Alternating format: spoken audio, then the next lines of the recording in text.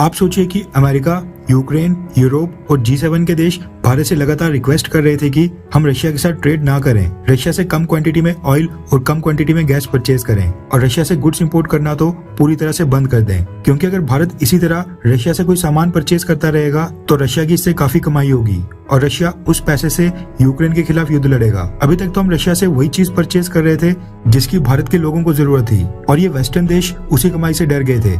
तो आप सोचिए कि अगर हम रशिया से गुड्स परचेज करके दुनिया भर को रीएक्सपोर्ट करें तो फिर उस वक्त अमेरिका, यूक्रेन और यूरोपियन देश कितना चिढ़ने वाले हैं, क्योंकि भारत न सिर्फ अपने लिए रशिया से चीजें परचेज करेगा बल्कि दुनिया भर के तमाम देशों को भी बेचेगा, जिसमें वो देश भी शामिल होंगे जो सैंक्शंस के कारण रशिया से डायरेक्टली कोई सामान नहीं खरीद पा रहे हैं। भारत जो नया कदम उठाने जा रहा है उससे हम एक तीर से दो निशाने मारेंगे, यानी उस एक स्टेप से हमारे दो गोल्स पूरे होंगे। अब आपको पता है कि अमेरिका ने रशियन बैंक्स को स्विफ्ट पेमेंट मैकेनिज्म से पूरी तरह से बाहर कर दिया है। कई सारे वेस्टर्न देशों ने रशिया के ऊपर सैंक्शंस लगा दिए थे, जिसके बाद से रशिया अपने गुड्स दूसरे देशों को एक्सपोर्ट बिल्कुल नहीं कर पा रहा है, यानी रशिया को ट्रेड करने में काफी बाधा आ रही है। क्रूड ऑयल और गैस ये तो यूरोपियन देशों की मजबूरी है, लेकिन जो सामान वेस्टर्न देशों को और खासकर यूरोपियन देशों को बाकी किसी और देश से मिल रहा है वो उसके लिए रशिया के पास बिल्कुल नहीं जा रहे हैं ताकि रशिया को नुकसान पहुंचाया जा सके। ऐसे में रशिया को भी अपनी चीजें बेचने में काफी दिक्कत का सामना करना पड़ रहा है। इसी तरह की एक आइटम है वीट, यानी कि गेहूं। अब हुआ क्या कि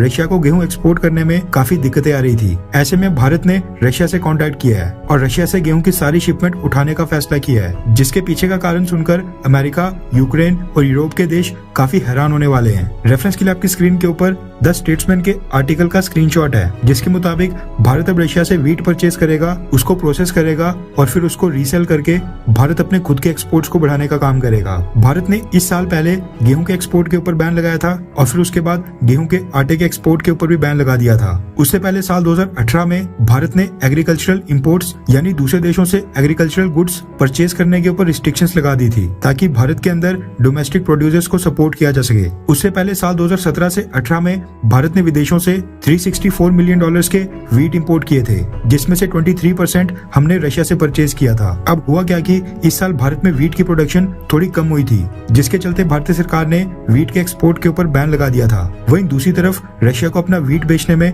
काफी दिक्कतें आ रही थी। ऐसे में भारत सरकार सोच रही है कि क्यों ना रशिया से वीट इंपोर्ट करने की परमिशन दी जाए, जिसके बाद हम रशिया से वीट इंपोर्ट करेंगे, उसको भारत में लाकर भारत की मिल्स में पीस कर आटा बनाया जाएगा और फिर उस आटे को दूसरे देशों को एक्सपोर्ट किया जाएगा। या फिर इसके अलावा रशिया की कंपनीज के साथ भारत में जॉइंट वेंचर स्थापित करेंगे और रशियन वीट से भारत की फैक्ट्रीज और भारत के फूड प्रोसेसिंग प्लांट्स में pasta, Maggi, bread, pizza base, cookies, biscuits और पेस्ट्रीज जैसे बाकी फूड प्रोडक्ट्स बनाए जाएंगे और फिर उसके बाद ये सारे प्रोडक्ट्स न सिर्फ इंडिया की डोमेस्टिक मार्केट में डिस्ट्रीब्यूट होंगे बल्कि भारत से एक्सपोर्ट भी होंगे। मतलब कि इस तरीके से भारत रशिया के गेहूं को खरीदकर उसको भारत में लाकर प्रोसेस करके री एक्सपोर्ट करेगा और ऐसे देशों को री एक्सपोर्ट करेगा जो आज की डेट में रशिया से वीट परचेज कर ही नहीं पा रहे हैं या फिर रशिया से वीट परचेज करना ही नहीं चाहते हैं। इससे दो गोल्स पूरे होंगे। एक तो रशिया से वीट परचेज करके भारत रशिया की मदद कर पाएगा, लेकिन उसके साथ साथ भारत में फूड प्रोडक्ट्स बनाकर यहाँ पर आटा बनाकर उसको री एक्सपोर्ट करके